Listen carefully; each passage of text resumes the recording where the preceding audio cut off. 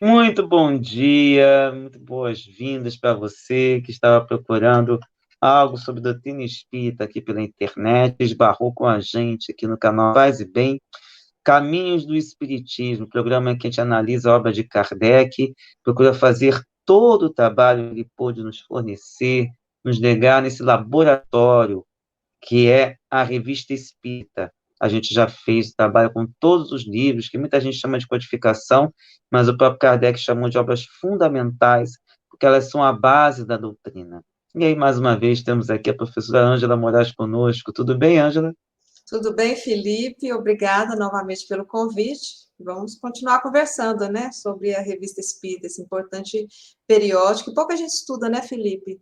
A gente estuda muito aqueles outros 5 livros, né, de Kardec, mas a Revista Espírita, como você falou, usou uma palavra boa aí, um grande laboratório, né? Na verdade, é uma grande tribuna em que a gente conhece um pouco mais do jeito de pesquisar, do jeito, né, de construir um conhecimento ali de Kardec, né? E ele dialogava bastante, né? O que é muito legal.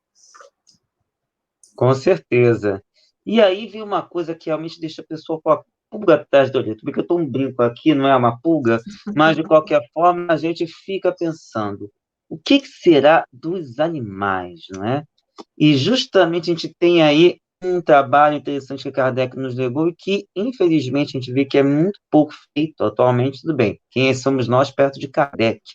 Mas, pensando bem, a gente precisa também fazer esse exercício crítico, esse exame crítico do que recebe, né? Se a gente já faz isso com encarnados, por que não também com aquilo que vem dos espíritos? E é algo que Kardec pautou muito, especialmente quando a gente estudou o livro dos médiuns. Mas, eu palavra aqui para a Ângela, que afinal é ela que preparou o estudo.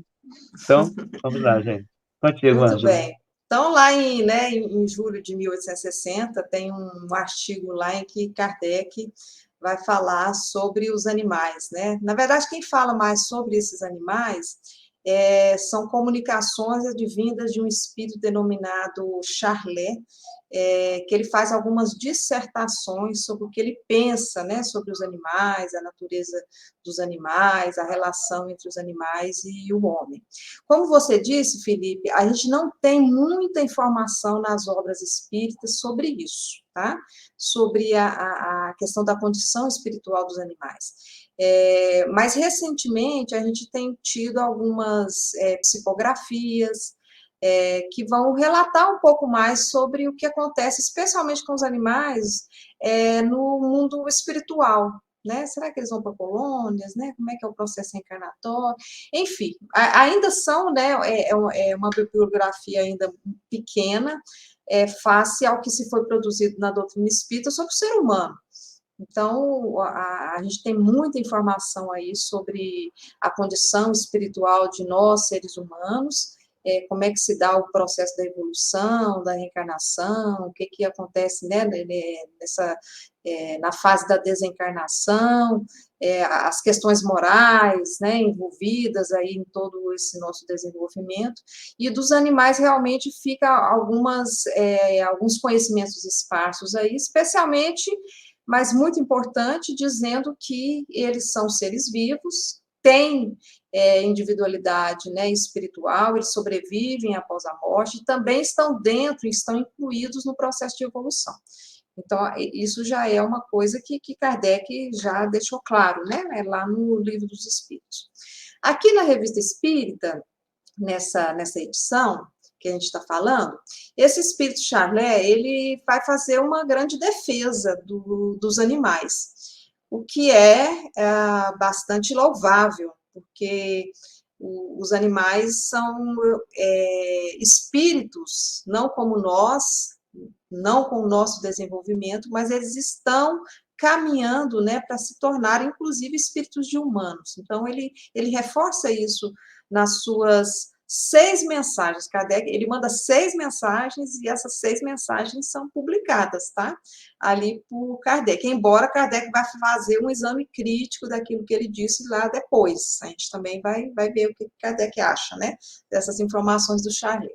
Então, esse espírito afirma que os animais fazem parte da cadeia evolutiva e que eles também se aperfeiçoam. E justamente porque eles se aperfeiçoam, também têm uma alma, a gente tem que ter o cuidado, tem que ter o respeito com os animais. Até porque um dia, muito provavelmente, nós já estivemos nessa condição em milhares, milhares, milhares de anos atrás, né? Dentro desse grande processo evolutivo. Essa discussão da evolução, ela era, no século XIX, muito importante. Daí ter chamado a atenção não só para a gente discutir a evolução humana, mas também discutir a evolução dos animais. Isso ocorre porque Charles Darwin, né, aquele famoso inglês naturalista que falou, né, desenvolveu a tese sobre a evolução das espécies, da questão da adaptação, da questão da lei do mais forte, ele tem todo o seu material, né, produzido ali naquele momento. Então, ele era contemporâneo de Allan Kardec. Então, o que o Espiritismo faz, nesse momento histórico, é endossar essa ideia, né, de evolução trazida por Charles Darwin. Todavia, o que o Espiritismo traz de diferente de novo? Falar que o espírito, né, que é aquele que sobrevive à questão dessa estrutura biológica que nós temos, ele também evolui. Então, a evolução se dá no plano material, biológico, bem descrito por Charles Darwin, mas se dá também no plano espiritual, tá? Que é a contribuição que Kardec, né, vai oferecer aí todo esse debate sobre evolução. O Charlet, em determinados momentos ali, ele afirma, né, ele começa a descrever como é que é a vida em Júpiter, como é que os animais são tratados em Júpiter. Segundo ele, Júpiter seria um planeta mais desenvolvido, pelo menos, né, tecnologicamente, a própria vida biológica era mais desenvolvida em Júpiter, e que os animais se apresentavam ali quase que como seres humanos. Aqui, por exemplo, na história da Terra, nós temos assim não é bem um lapso, né? Mas nós não temos mais essas espécies intermediárias entre o primata, né, e o ser humano, embora haja, né, alguns fósseis demonstrando que a gente tem, né, uma fase aí chegando até o ser humano. Mas hoje em dia essa espécie intermediária não existe mais, né? Então a gente sai dos primatas e vai para os seres humanos em termos de vivência, né, aqui na Terra. Mas lá em Júpiter, segundo ele, essas espécies intermediárias, elas existiam e conviviam, né, com os seres humanos de lá. Segundo ele, essas espécies, porque não tinham o grau de inteligência do ser humano, eles faziam os trabalhos mais pesados e competiam aos homens fazer os trabalhos mais intelectualizados. Ele reconhece, então, né, o Espírito Charlet, que os seres humanos eles se destacam pela inteligência, mas, todavia, aqui ele começa, né, a fazer toda uma defesa em prol da proteção animal, porque ele vai denunciar a maldade humana em relação aos animais, o que já para o século XIX é muito interessante. Hoje é comum a gente ouvir falar de maus tratos, hoje já temos leis que protegem os animais, mas naquela época nós não tínhamos, e ele já tentava nos alertar em relação a isso. Ele também diz que nessa carta que às vezes os animais têm mais coração do que o próprio homem, eles são mais amorosos, né, que o próprio homem. Bom, o Espírito Charlet também vai fazer, né, uma dissertação aqui sobre a metempsicose. A metempsicose, para aquelas pessoas que não são acostumadas com esse termo, é a possibilidade de volta do espírito humano a reencarnar em estruturas físicas de vegetais e de animais. Para a doutrina espírita, isso não é possível, porque se entende que o processo evolutivo ele não retrocede, e aí o Espírito Charlet vai concordar, né, com essa tese espírita de que a metempsicose ela não seria possível, embora esteja nela todo o princípio reencarnacionista, né, ou seja, essa possibilidade de volta do espírito a viver uma nova vida material. Muito bem. Então, todas essas 6 mensagens enviadas por Charlet, que o Kardec publica na Revista Espírita, assim, tem informações que o próprio Kardec, apesar da publicação, ele vai discordar. E aí a gente vê um gesto muito interessante de Kardec, porque ele mostra, né, que ele está aberto a dialogar, então, mesmo ele não concordando com determinadas afirmações no texto do Charlet, ele publica essas informações, e aí é legal, importante a gente dizer, quem lê essas cartas deve ler na sequência aquilo que ele intitulou de exame crítico, tá? Para a gente ver a postura metodológica de Kardec diante do conhecimento apresentado pelo Charlet. Então, para o Kardec, o espírito Charlet ele fazia algumas afirmações que pareciam muito sem lógica. E aí, gente, a gente vai abrir aqui um destaque para uma determinada informação, tá? Que esse Charlet trouxe. Que ele dizia o seguinte: por que o animal é feroz? Ele tentando explicar por que há toda essa ferocidade, né? Dentro do reino animal. E segundo esse espírito, é porque esses animais seguem o exemplo do próprio homem. Então, o homem, ao ser também violento, né, a não cuidar, né, do próprio planeta, a lidar de forma hostil com o próprio animal, faz com que o animal aprenda a ser hostil. Então, Kardec mostra que a questão da hostilidade, né, o fato dos animais serem mais ferozes, não é em razão disso que o Charlet justifica ou apresenta como argumento. Para ele, é uma questão instintiva, porque esse animal está lidando dentro de um meio hostil, de um ambiente hostil, e que a violência, às vezes, é o principal recurso, dada a limitação dos recursos da inteligência. Então, só resta ao animal se portar dessa forma. O que na verdade, está mais de acordo com a própria ciência na época, né, que estudava toda essa evolução das espécies. E, ao dizer isso, o que Kardec conclui em relação às comunicações do Charlet? Ele percebe, então, que o espírito que está ali falando, se comunicando, ele não é um literato, ele não é um cientista, ele não é um sábio. E, portanto, o que ele afirma é apenas um ponto de vista. O que reconhecido pelo próprio Charlet depois, quando ele vai dialogar com Kardec. Ele mesmo fala o seguinte, esse espírito, né, que eu tenho o prazer de escrever belas frases, mesmo com prejuízo da verdade. Olha só. Então, a gente tem que ficar muito atento ao que as comunicações de espíritos nos trazem. Às vezes, a gente tem a leve ou a grande ilusão de que tudo que vem por parte de um espírito ou por parte de um médium é verdadeiro. Isso pode não acontecer. E Kardec já tinha percebido isso. Por isso que ele falava que a gente deveria usar a lógica, o conhecimento científico de uma época para comparar essas coisas que são ditas, para a gente não aceitar teses que são absurdas, tá? E aí, a conclusão de Kardec em relação a essas dissertações de Charlet são a seguinte, né? Eu destaquei aqui 5. Primeira conclusão dele, que Charlet considera as coisas do seu ponto de vista, não a partir de um estudo sistemático ou de uma observação rigorosa. Então, ele espírito como qualquer um, né? Que tinha seus pontos de vista, suas opiniões, expressar suas opiniões. Mas daí, para a gente acatar isso como verdadeiro, como algo lógico ou universal, tinha uma grande distância. Kardec também diz, número 2, espíritos podem misturar ideias justas. Por que ele disse isso? Porque ele fazia toda uma defesa de proteção, né, dos direitos dos animais, do espírito, né, que sobrevive ali no animal, o que a doutrina espírita concorda plenamente, mas ele mistura essas ideias justas com teses extremamente falsas, que é essa questão, por exemplo, de explicar a ferocidade pelo contato com o humano. Então, espíritos também têm falso saber. Número 3, usa mais a imaginação que um relato da realidade. Às vezes a gente fala mais do que a gente acha que do que a gente gostaria que fosse, do que realmente existe. 4, devemos tomar cuidado com tudo que vem do mundo invisível. Olha só, tomar cuidado.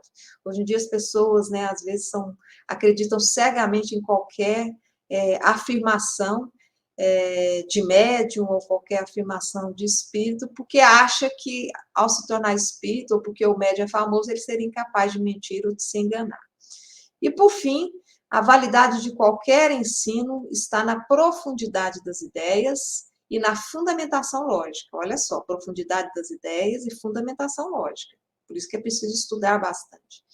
Não na forma ou no estilo, porque forma e estilo da linguagem, a gente pode enganar as pessoas usando, né, uma linguagem elaborada e as pessoas acharem que somos sábios e, na verdade, somos pseudo-sábios, né? Apenas lidamos bem com a própria linguagem. E aí eu encerro, Felipe, esse comentário reproduzindo aqui uma afirmação de Kardec. Assim, é sobretudo nas teorias científicas que precisa haver extrema prudência, guardando-se de dar precipitadamente como verdades sistemas por vezes mais sedutores do que reais, e cedo ou tarde podem receber um desmentido oficial. Olha lá.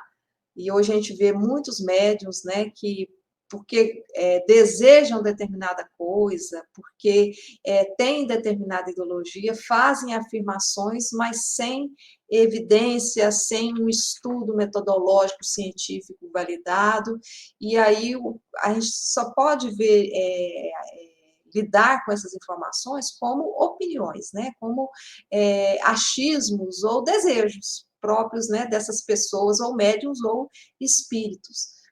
Porque tudo para a gente denominar, pelo menos com uma certa possibilidade de verdadeiro, do ponto de vista científico, tem que passar, né, por esse estudo lógico, por essas comparações com outras teorias existentes, né, com os pares fazendo esse tipo de...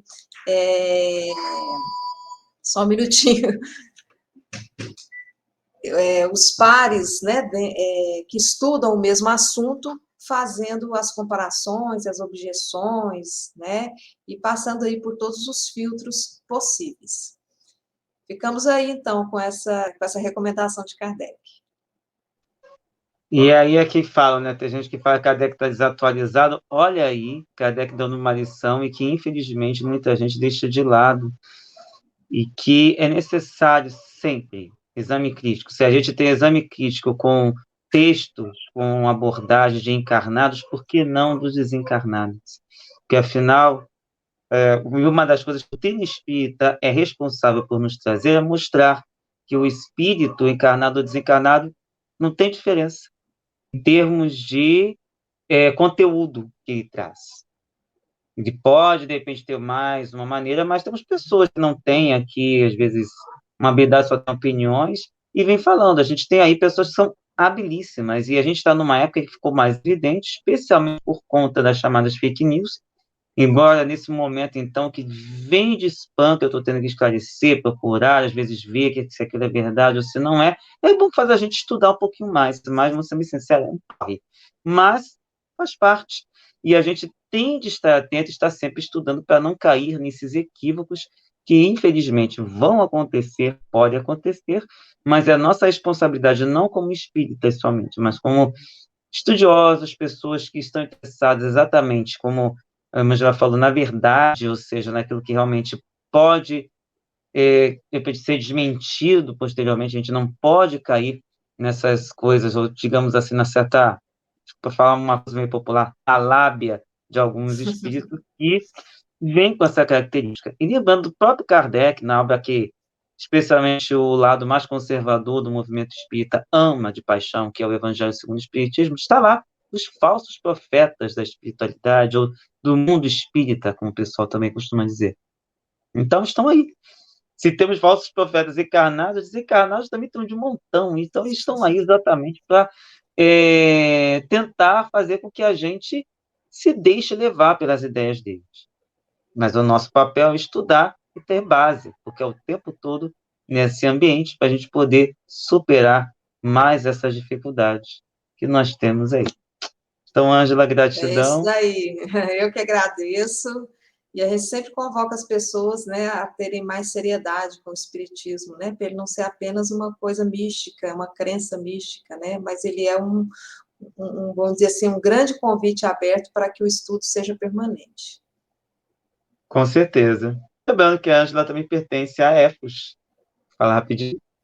A EFS é a Associação Espírita de Pesquisas em Ciências Humanas e Sociais, em que a gente tenta fazer, né, todo esse trabalho semelhante ao que Kardec fez, talvez nem com tanta propriedade, né, mas é dentro da nossa capacidade de fazer esse diálogo com a ciência, né, estudando Espiritismo e vendo o que a ciência diz hoje, para a gente poder consolidar o que a gente, né, aprende como, pelo menos temporariamente, como mais verdadeiro, né, Felipe?